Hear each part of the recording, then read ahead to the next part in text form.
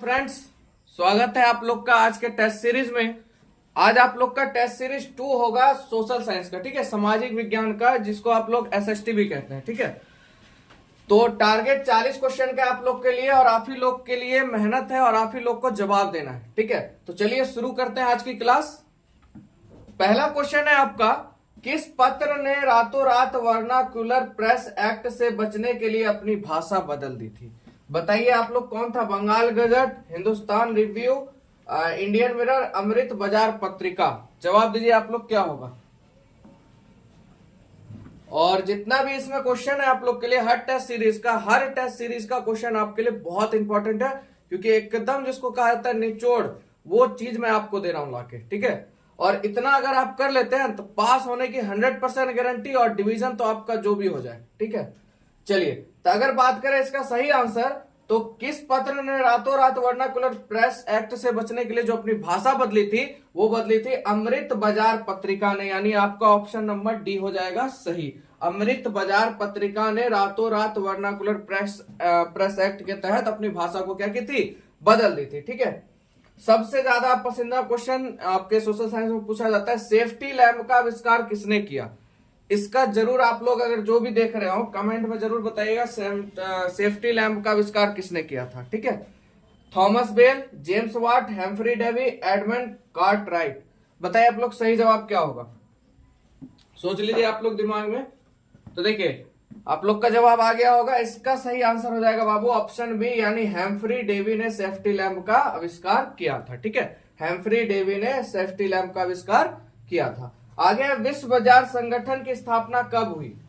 WTO जिसको आप लोग कहते हैं शायद, है ना, या विश्व व्यापार संगठन। तो इसकी स्थापना कब हुई? 2001, 2005, 1990 या 1995? बताइए आप लोग कब हुई थी।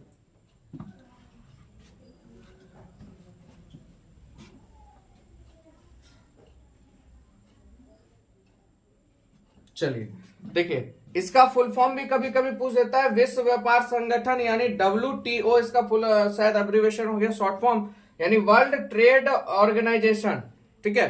तो कभी कभी ये भी पूछ देता है। तो इसकी स्थापना कब हुई थी बाबू? इसका आंसर हो जाएगा 1995, यानी ऑप्शन नंबर डी आपका हो जाएगा। विश्व बाजार संगठन की स्थापना कब हुई? 1995। सेफ्टी लैंप का आविष्कार किसने किया बाबू? हेम्फ्री डेवी ने। और रातों रात वर्नाकुलर प्रेस एक्ट की भाषा जो बदल दी थी किस पत्रिका ने? अमृत बाजार पत्रिका ने, ठीक है। आप लोग को यहां तक समझ में आया? चलिए आगे क्वेश्चन देखते हैं। चलिए अगला क्वेश्चन है बाबू, भारत में सिक्के कौन जारी करता है? बताइए आप लोग, क्या वित्त मंत्रालय से होता है, या भारतीय रिजर्व बैंक, या सेंट्रल बैंक ऑफ इंडिया से, या भारतीय स्टेट बैंक से? आप लोग बताइए, भारत में सिक्के कौन जारी करता है? देखिए, अगर भारत में सिक्का कौन जारी करता है देखा जाए तो आपका भारतीय रिजर्व बैंक भारत में सिक्का जारी करता है, ठीक है। आगे हम लोग बढ़ते हैं, नर्मदा घाटी परियोजना किन राज्यों से संबंधित है? आपको बताना है जो नर्मदा घाटी परियोजना है किन राज्यों से ये संबंधित है। क्या पश्चिम बंगाल, उत्तर प्रदेश, पंजाब से संबंधित है, गुजरात, महाराष्ट्र, मध्य प्रदेश से है, बिहार, उत्तर प्रदेश, मध्य प्रदेश से है, तमिलनाडु, केरल, कर्नाटक से? बताइए कौन सा ऑप्शन होगा, सोचिए आप लोग फटाफट।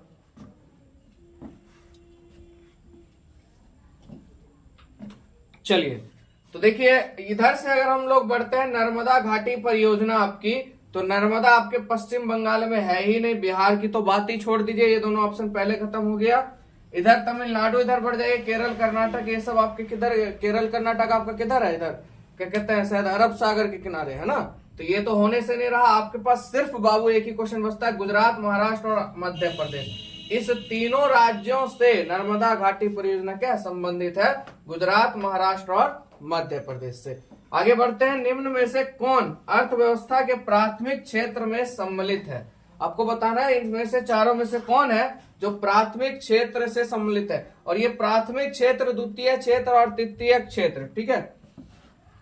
इन तीनों क्षेत्रों को मैंने अच्छी तरह से समझाया हुआ है और पूरा चैप्टर ही समझाया। आप लोग जाइएगा, अगर आप लोग को देखना हो प्लेलिस्ट में जाइएगा, और क्या कहते हैं, क्लास 10th अर्थव्यवस्था मतलब प्लेलिस्ट में फाइल होगा, वहां खोलिएगा आप लोग, तो आपको A to Z वहां पे मिल जाएगा। अर्थव्यवस्था फुल्ली चैप्टर बना के डाला हुआ है। आप लोग अगर वो पूरा देख लेते हैं तो इतना तो भरोसा है कि एक क्वेश्चन आपका इधर से उधर नहीं होगा, ठीक है। तो देखिए ये प्राथमिक क्षेत्र वाला या द्वितीयक या तृतीयक, ये को क्वेश्चन आपका हर बार एग्जाम में घुसाता है। तो फटाफट बताइए आप लोग क्या आंसर होगा इसका। देखिए अगर प्राथमिक क्षेत्र की बात करें, देखिए हम लोग की प्राथमिक उपाधि क्या है, सबसे पहले हम लोग किस लिए जीते हैं, मतलब सोचिए किसके भरोसे जीते, खेती के भरोसे।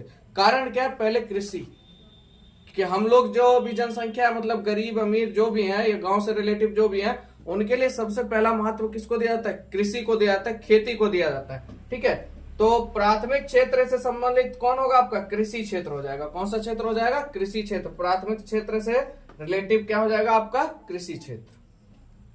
चलिए बाबू अगला क्वेश्चन है, बिहार के किस जिले की प्रति व्यक्ति आय सर्वाधिक है। आपको बताना है बिहार का कौन सा जिला है जहां की प्रति व्यक्ति आय सर्वाधिक है। ठीक है, शिवहर, पटना, नालंदा या गया। फटाफट आप लोग सोच लीजिए क्या होगा, और कमेंट में ये बताइएगा कि भारत में कौन सा राज्य है जिसकी प्रति व्यक्ति आय सबसे अधिक है। और दूसरा क्वेश्चन है आपके लिए, विश्व का कौन सा राज्य है जिसकी प्रति व्यक्ति आय सबसे अधिक है। अगर आप लोग पढ़े होंगे तो जरूर इसका कमेंट में आप लोग जवाब दीजिएगा, और नहीं तो कोई बात नहीं, 16 दूनी 32।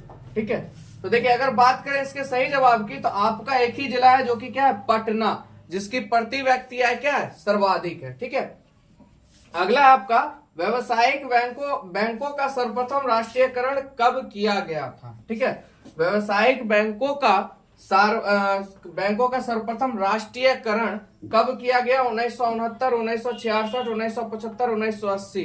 बताइए आप लोग कब किया गया था।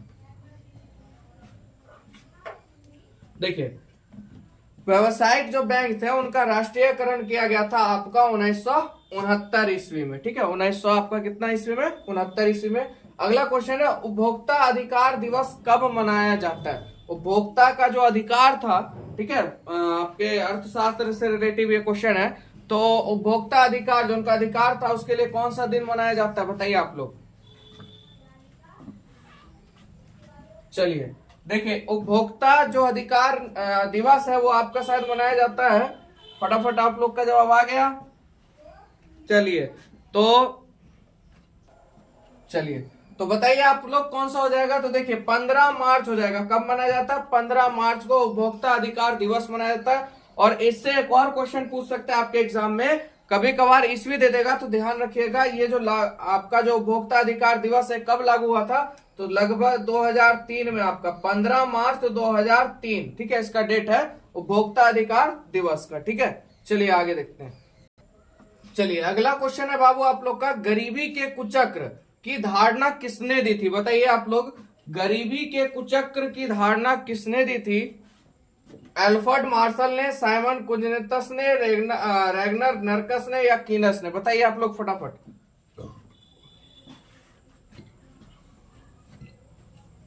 चलिए देखिए इसका सही जवाब हो जाएगा बाबू, रैगनर नर्कस ने दिया था। ठीक है, गरीबी की कुचक्र की धारणा किसने दी थी, रैगनर नर्कस ने। गरीबी के कुचक्र की धारणा किसने दी थी, रैगनर नर्कस ने दी थी। ठीक है, अब आगे क्वेश्चन है, वर्ष भर में किसी भी देश में अर्जित आय की कुल मात्रा को क्या कहते हैं। बहुत जबरदस्त क्वेश्चन है आप लोग का। वर्ष भर में किसी देश में अर्जित आय की कुल मात्रा को क्या कहते हैं, यानी पूरे साल में उस पूरे देश में जो आय जमा की गई उस आय को क्या कहते हैं। बताइए आप लोग, औसत आय, इनमें से कोई नहीं, प्रति व्यक्ति आय या राष्ट्रीय आय। फटाफट बताइए। तो देखिए इसका सही जवाब बाबू आप लोग का हो जाएगा राष्ट्रीय आय कहते हैं। ठीक है, क्या कहते हैं, राष्ट्रीय आय। यानी पूरे वर्ष भर में किसी भी देश में जो अर्जित आय होती है उसकी कुल मात्रा को क्या कहते हैं, राष्ट्रीय आय कहते हैं। ठीक है, अगला क्वेश्चन है, बहुत बढ़िया क्वेश्चन है, आयुर्वेद के जनक कौन है। बताइए, पतंजलि, चरक, सुश्रुतु, धन्वंतरी। बताइए आप लोग क्या हो जाएगा इसका सही आंसर।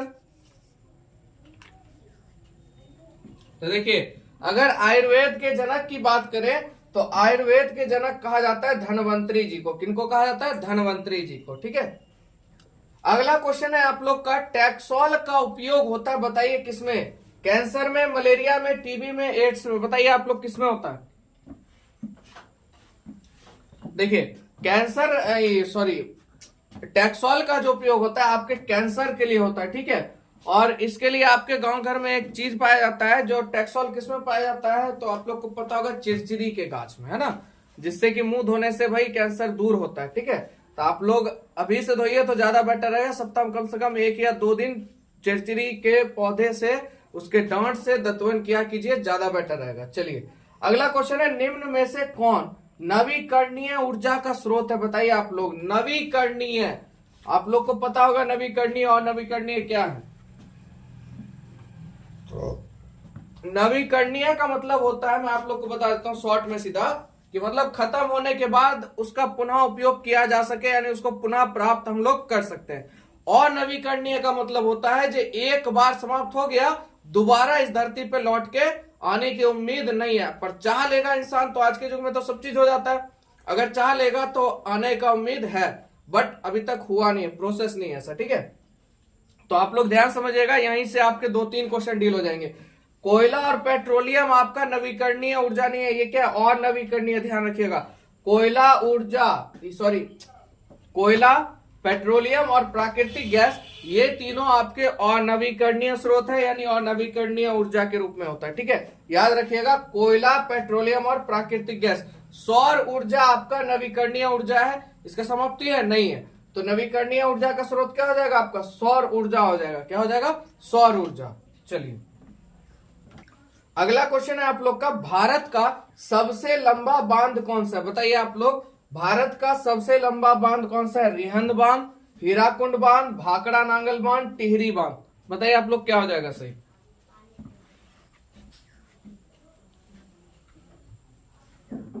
चलिए अगर बात करें भारत का सबसे लंबा बांध, तो आप लोग का क्या हो जाएगा पता है बाबू? आप लोग का आंसर हीराकुंड बांध। क्या हो जाएगा?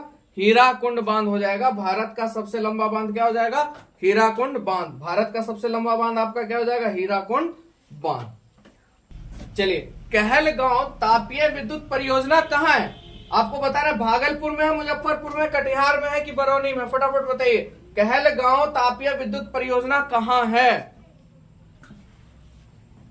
देखिए कहलगांव जो है ना आपका, वो पता है आप लोग को कौन से जिले में पड़ता है आपको? तो भागलपुर जिले में पड़ता है। कहां में पड़ता है? भागलपुर जिले में। और तापीय विद्युत परियोजना आपके भागलपुर जिले में है, और कौन से गांव में? कहलगांव में है। ठीक है, चलिए आगे बढ़ते हैं। मैग्नीज उत्पादन में अग्रणी राज्य कौन है? यानी मैग्नीज उत्पादन करने में सबसे आगे होने वाला राज्य कौन सा? महाराष्ट्र, उड़ीसा, कर्नाटक कि मध्य प्रदेश? फटाफट बताइए क्या हो जाएगा आप लोग का सही जवाब।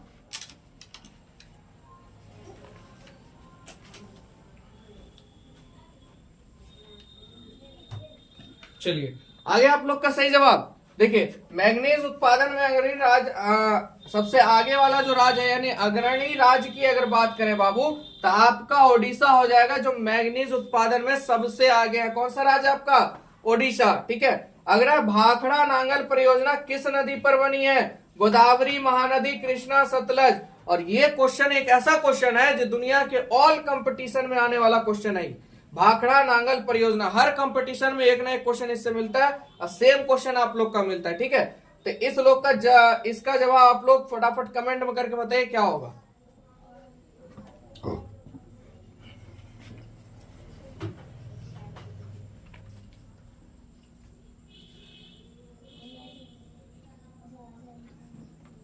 चलिए तो देखिए, इसका सही आंसर हो जाएगा बाबू आप लोग का सतलज हो जाएगा। किस नदी पे बनी हुई है? सतलज नदी पे बना हुआ है।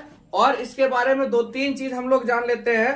तो देखिए, भारत का सबसे बड़ा बांध है ये भाखड़ा नांगल परियोजना, जो है आपका भारत का सबसे बड़ा बांध है। पानी का बांध है ये, ठीक है, वो बांध नहीं है, मतलब नॉर्मली पानी का अगर सबसे बड़ा बांध अगर की बात करें, भारत का सबसे बड़ा बांध, तो भाखड़ा नांगल परियोजना बांध है आपका।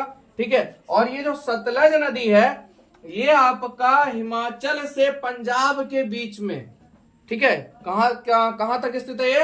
हिमाचल से आपके पंजाब के बीच में है। ठीक है, बीच में ये बांध दिया गया है। ठीक है, चलिए तो समझ में आ गया आप लोग को। आगे देखते हैं। अगला क्वेश्चन है बाबू, ब्रिटेन के सहयोग से कहां लौह इस्पात बनाया गया? ब्रिटेन की सहायता से बताइए कहां पर लोहा इस्पात जो है बनाया गया। ठीक है, सेलम में, बोकारो में, दुर्गापुर में, राउरकेला में। बताइए आप लोग कहाँ बनाया गया था? ब्रिटेन के सहयोग से लोहा और इस्पात उद्योग, है ना, लोहा और इस्पात समझते हैं ना, आयरन और स्टील का जो उद्योग है या कंपनी जो आप कहिए, वो कहाँ बनाया गया था? तो ब्रिटेन के सहयोग से लोहा इस्पात का जो उद्योग था बाबू, वो आपके दुर्गापुर में बनाया गया था। कहां पे बनाया गया था? दुर्गापुर में बनाया गया था। अगला, भारत में निम्न में से कौन भारतीय किसान यूनियन के प्रमुख नेता है? ठीक है, निम्न में से कौन भारतीय किसान यूनियन के प्रमुख नेता है? महेंद्र सिंह टिकैत, जयप्रकाश नारायण, मोरारजी देसाई, चौधरी चरण सिंह। बताइए आप लोग कौन से होंगे?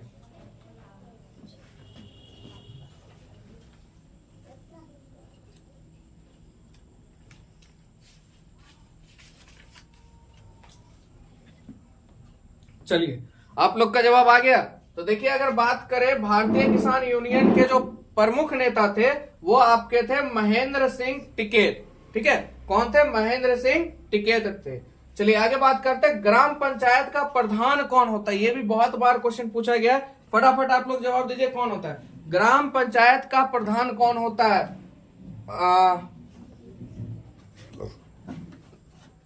आयुक्त, पार्षद, मुखिया, महापौर। बताइए ग्राम पंचायत का प्रधान कौन होता है? तो ग्राम पंचायत का प्रधान होता है बाबू आप लोग का मुखिया होता है, यानी ऑप्शन बी आप लोग का क्या हो जाएगा? सही हो जाएगा। चलिए अगला क्वेश्चन है आप लोग का, राज्यपाल की नियुक्ति कौन करता है? उपराष्ट्रपति करता है कि राष्ट्रपति करता है कि मुख्यमंत्री करता है कि प्रधानमंत्री करता है? ये आपको बताना है। वो राज्यपाल की नियुक्ति कौन करता है? फटाफट आप लोग बताइए। तो देखिए, अगर बात करें राज्यपाल की नियुक्ति कौन करता है, तो बाबू राज्यपाल की नियुक्ति करता है राष्ट्रपति। कौन करता है? राष्ट्रपति। और ये चीज जान लीजिए, ये अनुच्छेद 155 के तहत ये सिस्टम लागू हुआ है कि राष्ट्रपति राज्यपाल की क्या करेगा? नियुक्ति करेगा। किस अनुच्छेद के तहत? अनुच्छेद 155। ये भी आप लोग याद रखिएगा। ठीक है, अगला क्वेश्चन है, भारतीय राष्ट्रीय कांग्रेस की स्थापना कब हुई? 1890 में, 1945 में, कि 1732 की 1885? फटाफट आप लोग बताइए क्या हो जाएगा?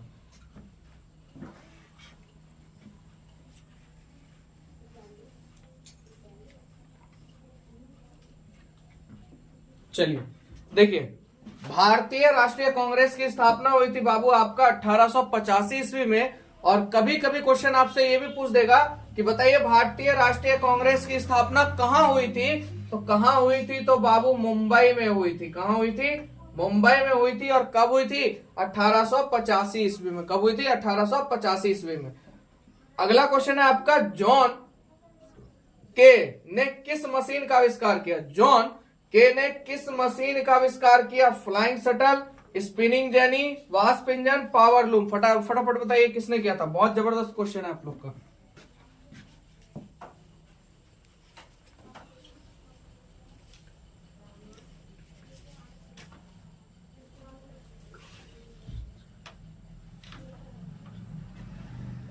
देखिए, इसमें से अगर आपको पता होगा तो थोड़ा सा दिमाग लगाइए। वास्प इंजन का आविष्कार किसने किया था? जेम्स वॉट ने किया था।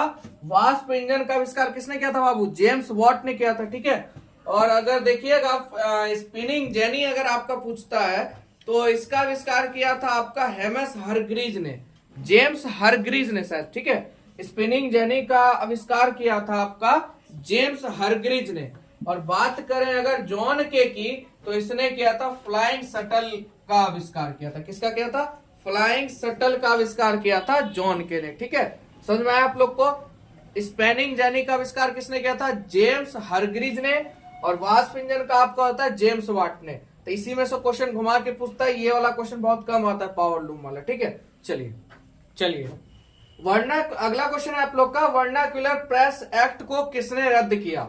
लॉर्ड डलहौजी ने, लॉर्ड लिटन ने, लॉर्ड रिपन ने, लॉर्ड इरविन ने। बताइए आप लोग वर्नाकुलर प्रेस एक्ट को किसने रद्द किया? ठीक है, तो देखिए वर्नाकुलर प्रेस एक्ट को रद्द किया था लॉर्ड रिपन ने किया था। किसने किया था बाबू? लॉर्ड रिपन ने किया था। ठीक है, आगे है, उत्तरी और दक्षिणी वियतनाम का एकीकरण कब हुआ? उत्तरी और दक्षिणी वियतनाम का एकीकरण कब हुआ?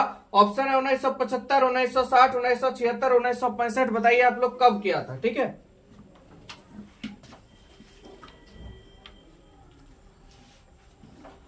आगे होगा आप लोग का आंसर तो देखिए इसका जो है एकीकरण हुआ था बाबू 1976 ईस्वी में हुआ था। कब हुआ था? 1976 ईस्वी में हुआ था। ठीक है, चलिए अगला क्वेश्चन है, निम्न में से किसके योगदान से इटली का एकीकरण पूर्ण हुआ? बहुत बढ़िया क्वेश्चन है, बताइए आप लोग क्या हो जाएगा? विक्टर इमोनियल, इमैनुअल, मैजनी, काउंट काबर या इनमें से कोई नहीं? किसके कारण इटली का एकीकरण पूर्ण हुआ? तो बाबू मैजनी के कारण, इसके योगदान से इटली का एकीकरण क्या हुआ? पूर्ण हुआ। किसके कारण? मैजनी के कारण। कभी कभी ये भी क्वेश्चन घुमा के पूछ देगा, इटली के एकीकरण में किसका योगदान सबसे ज्यादा था, या किसके योगदान से इटली का एकीकरण हुआ? तो आपके मैजनी साहब का। किसका हुआ था? मैजनी साहब का। बाबू अगला क्वेश्चन है आपका, हिगेल किस देश का दार्शनिक था? Germany, France, Austria, Italy? फटाफट बताइए जल्दी जल्दी, किस देश का था? कमेंट में बताइए आप लोग किस देश का था। तो बाबू अगर बात करें, हिगेल जो है वो आपके जर्मनी देश का दार्शनिक था। ठीक है, हिगेल जो है आपके किस देश का दार्शनिक था? जर्मनी देश का दार्शनिक था। ठीक है, आगे बढ़ते हैं हम लोग। अगला क्वेश्चन है, टका किस देश की मुद्रा है? बहुत बढ़िया क्वेश्चन है, बहुत आसान। टका किस देश की मुद्रा है? Nepal, Singapore, Bangladesh, Iraq? फटाफट आप लोग बताइए कमेंट में किस देश का है।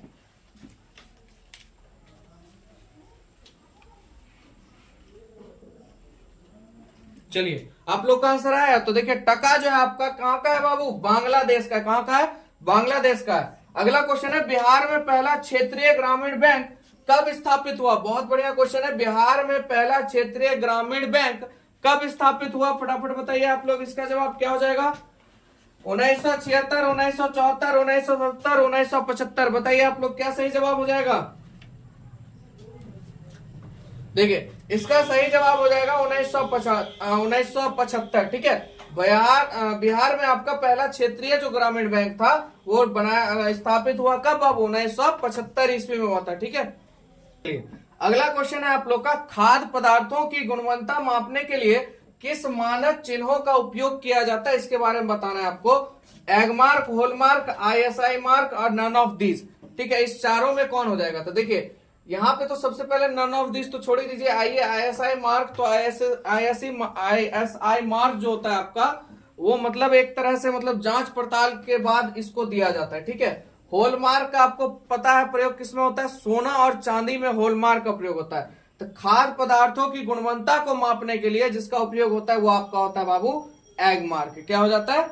Egg mark. ठीक है, अगला क्वेश्चन है, सरकार द्वारा लगाए गए अनावश्यक नियंत्रणों तथा प्रतिबंधों को हटाना क्या कहलाता है? ठीक है, सरकार द्वारा लगाए गए अनावश्यक प्रतिबंधों, नियंत्रणों को हटाया जाता है तो उसको क्या कहा जाता है? वैश्वीकरण, उदारीकरण या निजीकरण, या इनमें से कोई नहीं? बताइए आप लोग क्या हो जाएगा? तो देखिए सरकार द्वारा किसी भी अनावश्यक प्रतिबंध को हटाना क्या कहला जाएगा? आपका उदारीकरण हो जाएगा। क्या हो जाएगा आपका? ऑप्शन सी हो जाएगा, यानी उदारीकरण। ठीक है, अगला क्वेश्चन है, विश्व व्यापार संगठन का मुख्यालय कहां है? फटाफट बताइए कहां हो जाएगा?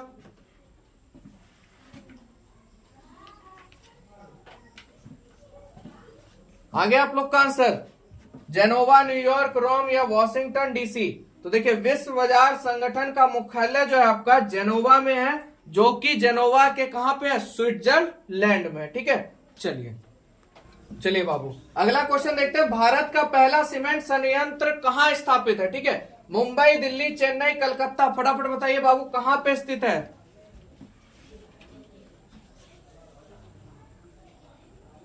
चलिए भारत में जो है आपका पहला सीमेंट संयंत्र जो स्थापित हुआ था वो आपका बाबू हुआ था चेन्नई में। कहां हुआ था? चेन्नई में हुआ था। और कब हुआ था? तो बाबू 1904 ईस्वी में। कभी कभी ये भी पूछ देगा, तो कब हुआ था? 1904 ईस्वी में हुआ था। ठीक है, वीडियो देखने में आप लोग को मजा आ रहा है, क्वेश्चन डील जबरदस्त हो रहा है, तो प्यारे हाथों से सेकंड भी नहीं लगेगा, लाइक जरूर कर दिया कीजिए। ठीक है, और दोस्तों में जरूर शेयर कर दीजिए बिना बोले। मुझे पता है आप लोग शेयर करते होंगे, क्योंकि अगर आपको वीडियो अच्छा लगेगा तो आप लोग फुल्ली सपोर्ट कीजिएगा दिल से। ठीक है, चलिए 35 नंबर क्वेश्चन है आपका, संविधान की 8वीं अनुसूची में निम्न में से किस भाषा को शामिल नहीं किया गया है? भोजपुरी, डोंगरी, संथाली, सिंधी? इसमें बहुत बच्चे फंसे थे पिछला बार सेकेंड ईयर में, यानी 2 साल बैक की बात करते हैं, उसमें ही पूछा गया क्वेश्चन था। ठीक है, तो देखिए इसमें आपका भोजपुरी हो जाएगा, जो 8वीं अनुसूची में शामिल नहीं किया गया है। बाकी डोंगरी, संथाली और सिंधी ये आपकी 8वीं अनुसूची में शामिल है। अगला क्वेश्चन है आपका, भारत का बर्मिंघम किस शहर को कहा जाता है? फटाफट बताइए। भिलाई, बोकारो, रेवड़ी, जमशेदपुर। तो देखिए बर्मिंघम आपके किस शहर को कहा जाता है? तो बाबू जमशेदपुर को। किस शहर को कहा जाता है? जमशेदपुर को। चलिए बाबू, बस आपके 38 हो ही गया। 2 क्वेश्चन और बचे हैं, लगे रहिए, वीडियो पूरा देखते हैं। आप लोग का बहुत बहुत धन्यवाद है।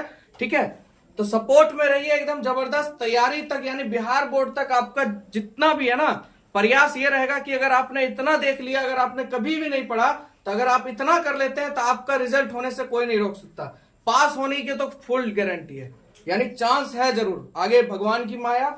चलिए, नाइजीरिया में संघीय व्यवस्था की स्थापना कब हुई? नाइजीरिया में जो है संघीय व्यवस्था की स्थापना कब हुई? 1954, 1950, 1963 या 1960? बताइए आप लोग क्या हो जाएगा? तो देखिए इसका आंसर बाबू हो जाएगा 1963 ईस्वी में हुआ था।